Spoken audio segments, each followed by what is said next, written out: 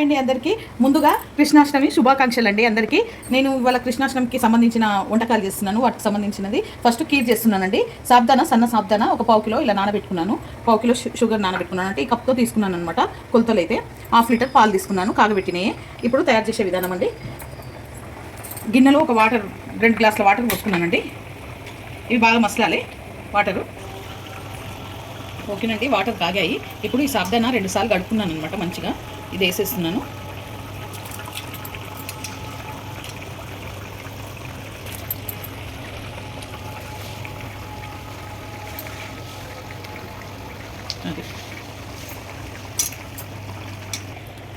ఓకేనండి, సాబ్దానా ఉడికిపోయింది. ఇప్పుడు షుగర్ వేసేస్తున్నాను దీంట్లో.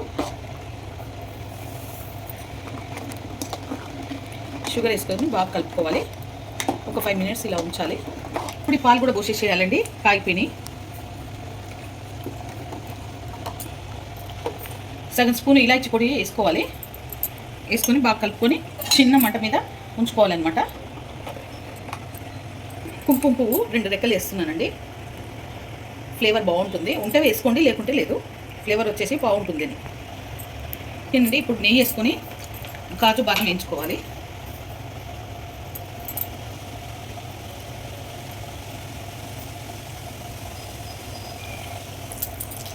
కాజు బాదం వేసేసుకుంటున్నాను. సగం కప్ దాంట్లో కాజు బాదం తీసుకున్నాను. అది ఏం చేసుకుంటున్నాను.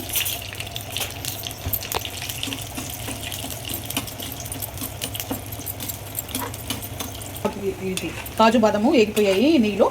ఇప్పుడు ఈ కీర్లో వేసేస్తున్నాను. మినిట్స్ నుంచి బంద్ చేసుకోవాలండి, లేకుంటే దగ్గర పడుతుంది.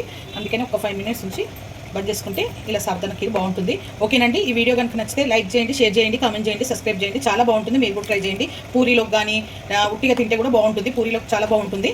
ట్రై చేయండి మీరు కూడా.